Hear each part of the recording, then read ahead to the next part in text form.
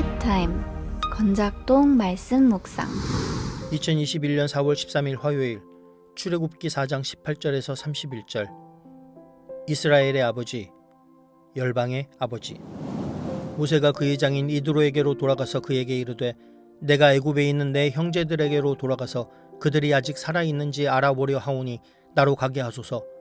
이드로가 모세에게 평안히 가라 하니라.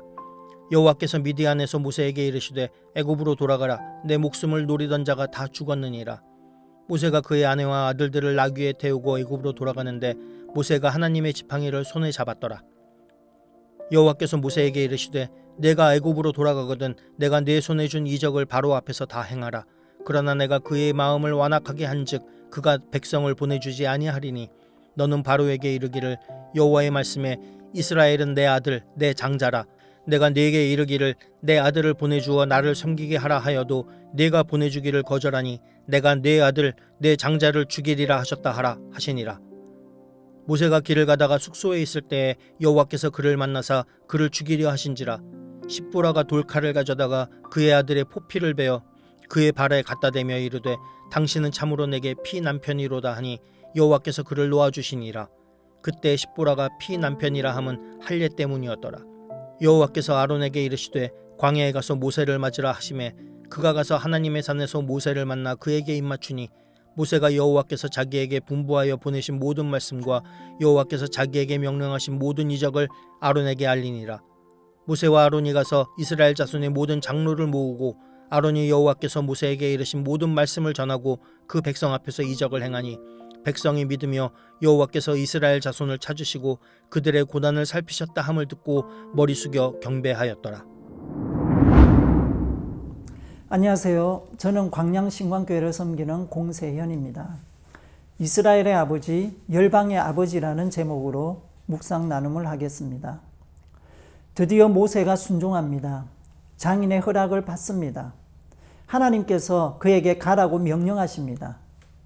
모세를 두렵게 하던 자들이 사라졌다고 안심시키십니다. 하나님은 이스라엘을 장자라고 하시며 이집트에서 일어날 일을 미리 알려주십니다. 모세는 가족을 데리고 이집트로 향해 나아갑니다. 숙소에서 하나님께서 그를 죽이려고 합니다. 그가 모세인지 그의 아들인지 분명하지 않습니다. 모세의 아내 십보라가 아들에게 할례를 행하여 위기를 모면합니다. 그녀는 모세를 피남편이라고 부릅니다. 하나님은 아론에게 말씀하셨고 아론은 모세를 만납니다. 그들은 함께 뜻을 모아 이집트로 들어갔고 이스라엘 장로들을 만납니다. 하나님의 말씀과 이적을 본 장로들은 여호와 하나님께서 그들을 찾으시고 고난을 살피신다는 말씀 앞에 하나님을 예배합니다. 하나님은 어떤 분이십니까?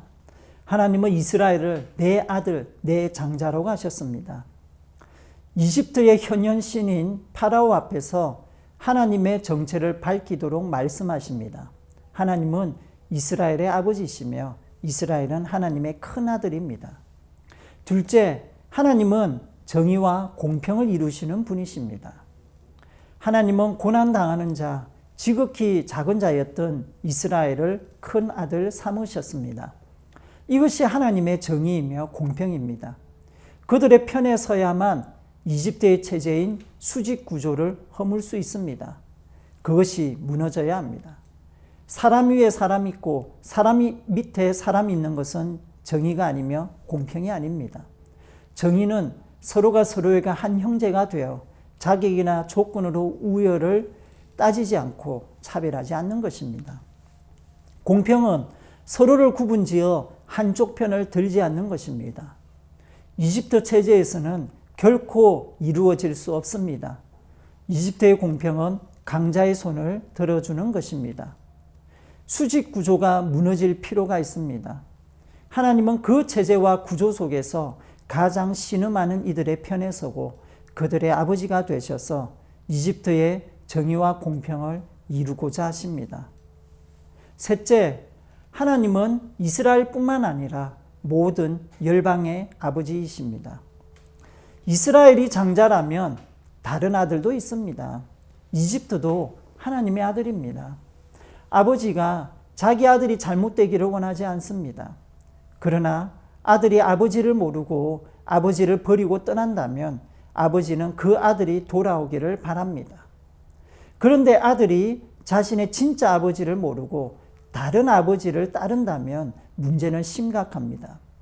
지금 이집트가 이와 같습니다.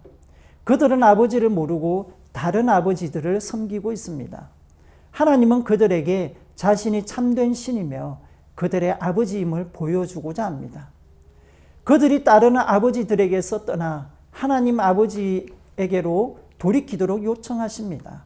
그러나 안타깝게도 파라오는 끝까지 거절하고 가장 사랑하는 장자를 잃어버릴 것입니다. 하나님은 이스라엘을 언약의 백성, 장자로 부르셨습니다. 그것은 그들만의 하나님이시고 아버지가 되기 위해서가 아니라 그들을 시작으로 그들을 통해 열방의 모든 백성을 구원하기 위해서입니다. 왜냐하면 하나님은 모든 열방의 아버지이시기 때문입니다. 출 이집트는 이를 위한 첫 출발입니다. 그래서 출 이집트 사건은 단지 이스라엘만을 위한 것이 아니라 이집트를 위한 것이기도 합니다. 이스라엘과 모든 열방의 아버지가 되시는 하나님이 그들을 구원할 사람과 백성을 부르십니다. 그들이 바로 언약 백성입니다. 모세는 이제 이스라엘을 내 형제들이라고 불렀습니다. 자신의 정체성을 확립하였습니다. 하나님의 언약 백성으로서 하나님의 구원 사역을 위해 길을 떠났습니다. 그런데 그가 놓친 것이 있습니다. 언약 백성의 징표인 할례를 아들에게 행하지 않았습니다. 하나님은 길을 가로막고 그를 죽이려고 합니다. 그가 모세인지 아들인지 확실하지 않습니다. 하나님이 막은 이유는 분명합니다. 언약 백성으로서 하나님의 편에 서지 않은 자는 하나님과 상관없기 때문입니다.